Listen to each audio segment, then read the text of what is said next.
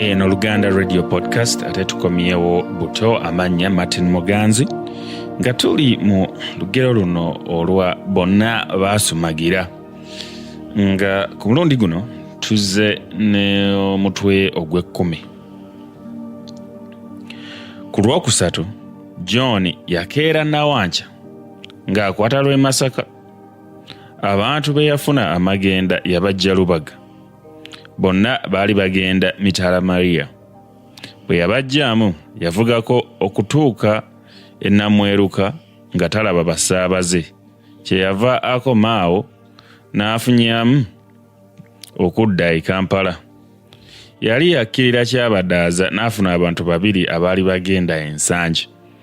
Awo bwe baava mu mmotoka yagisigalamu bwomu. Yali yatuuka ku mayiro 9 n'asanga loole eyali etwala bbiya e Masaka nga yakagwa bweti. Tewaali muntu afudde oba ali ku kisago. Ekigwo kyennyini loole kye yagwa omuntu bw'aba yakikubye munne kye bagamba nti n'enkoona ng'enywa. Anti amagulu ga loole gaali galabye waggulu nga macupa ga bbiya gabunye wano nawali. Wonna ebbali w'oluguudo loole we yagwa. Abaagala okufuna ebyobwerere amacupa ga bbiya baasombanga baddira nga bwe batwala mu maka gaabwe. Abamu baakwekanga ku nsiko. John yeeyolerawo eccupa 20 n'azissa mu Volkswagen n'agenda nazo. Olwazituusa e Katwe n'azissa mu kasengeke n'agenda mu Kampala okwongera okukola. Ku ssaawa nga 12 olw'eggulo John bwe yalabira eriraga Ennaggulu okulaba ku Kate gwe yali amaze ennaku 3 nga tamulaba. Kate olwamulengera n'amugamba nti wampisizza si bulungi, nakulinda ku Monday ne Tuesday nga sikulaba. Ndowooza obadde ate okyakala n'abalala. John yamuddamu nti no dear, ekyo tekiribaawo. Obwo bwe bweyamo bwenkuwa nnyinza ntya? Oba bbiya ampoomera ngeri ki wootoli? Era nakati nkuddukidde buddukizi tugende ewange tunywe ku bbiya gwe nkugulidde. Kale Kate bwe yawulira ebyo nga yeekolako mangu nga balinnya mmotoka yaabwe okutemya n'okuzibula nga bali Katwe. Mu Kampala John yagulayo ka gin ak'okutabula mu bbiya we. Ewuwe baatuukayo ku ssaawa ng'emu n'ekitundu ey'ekiro. Olwayingira nga batandika kweyira bbiya. Essaawa zaagenda okuwera 3 ez'ekiro nga buli omu akyuseeko. Kate yali atandise n'okugwa ekikoowukoowu awo mu ntebe mu ddiiro.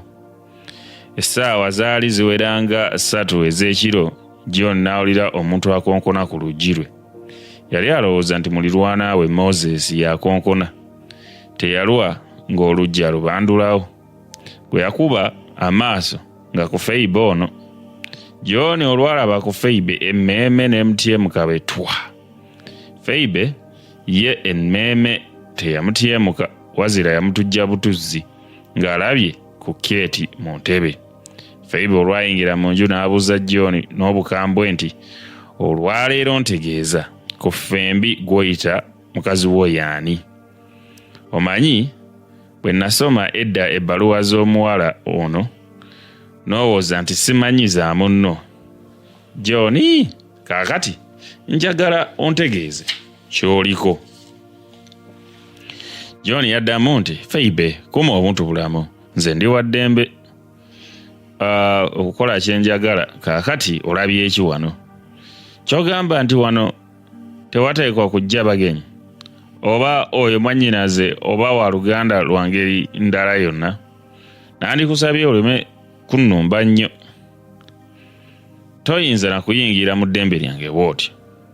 Kate eyali amaze okwenyegera ebicupa bya bbiya ebiwera 3 teyalinda Feibe kwogera na John bisinga wazira yasituka busitusi mu ntebe mwe yali n'abuuza Feibe nti ky'oyagala okukola kye ki kati? Wulira Nze kye ŋŋamba John mwagala. Laba ky'oyagala okukola okikole. Feibe ye mukulwana yali teyeekunya era yagamba nti ayogedde gwe oludde. Teyalwa ng'akwata ku kireeteyi kya Kate ng'asika mbu afulumye ebweru era nga bw'amulangira nti fuluma mangu, ono omusajja wange si wuwo. Kate yalaba Feibe amusika n'atandika okumwagula amaaso ate nga kwatadde n'okumuluma engalo. John yalaba obulwa bukula ng'ayita mulirwana we Moses. Moses olwajja ng'atwala Kate ewuwe ng'amusibira mu nnyumba.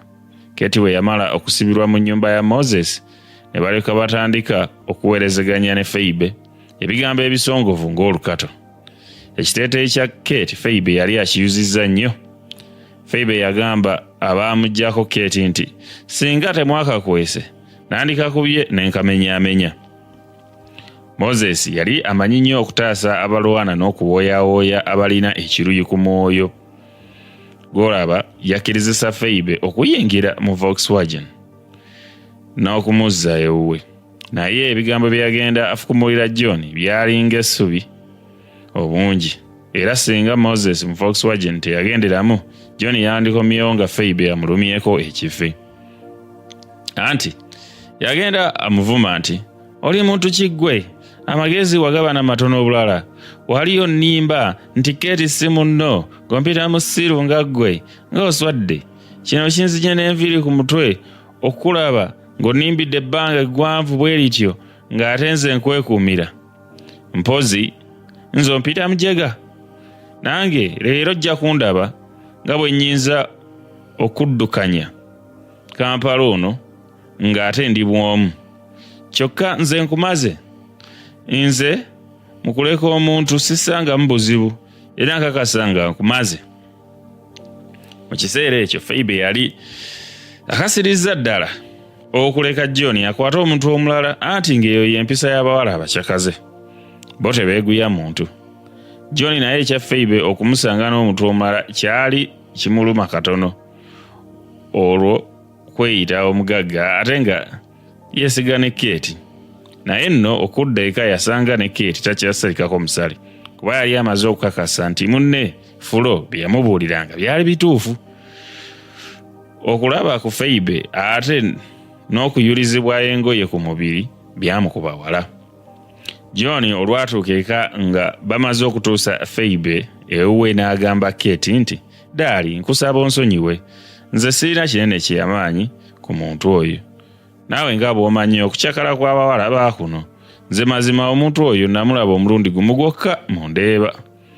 Wali we batundira ennyama ne njogera naye ng'omuntu bw'ayogera n'omuntu yenna gw'aba asanze ku kkubo. Nze nali ngenze nakugula mata era saamanya nti nettabwessi okwogera naye. Saamanya nga njogera na muntu atalina buntu bulamu n'akatono ayinza okujja okweregera mu maka g'omuntu gw'atalinaako bumanyi bunene. Kate yaddamu nti John ndeka, nze nteekwa okukuuma obuntu bulamu, sirina nsonga na byammwe ne Feibe. Okusooka nze ndi muntu muyigirize era awo okulwana situukawo. Kyokka John nkwewuunyizza okulaba ng'okola ebikolwa bye nali sikulowooleza. John yamuddamu nti kale oba onyiize nnyo, kulira emirundi ena naye toteekwa kumbuusaabuusaamu n'akatono kokka. Nze sirina kintu kyonna kye mmanyi ku muntu oyo wazira abakyakaze b'e Kampala nga bw'obamanyi bwe batyo bwe bafaanana. Ebyo nkusaba tubyerabire. Nkutanze n'eccupa za bbiya ziizo 3 mu kiteeteeyi omulalu kyayuzizza, nja kukuwaamu ebirala 2. Okwennyonnyola kwa John, Kate yakukkiriza ne bbiya gwe yamuwa n'amunywa era n'okusula n'asula. Kyokka mu kiro ekyo era n'enkya nga John yamuzzaayo naggulu, yagenda agamba mu mwoyo gwe nti John okuyita mukazi we Feibe amundage, nange ndimulaga Peter. John olwatuusa Kate Ennaku n'agenda mangu ewa Feibe mu ndeeba ate naye ayongera okumunnyonnyola nti Kate yali tagenze kulaba ye wazira yali mugenyi wa mulirwana we Moses. Newankubadde John yagatta Feibe Cotton gye baatungamu tayiti, naye omukwano gwabwe tegwaddamu kuba gw'amaanyi kuba Feibe yakwata mangu omusajja omulala ng'abakyakaze bonna bwe bakola.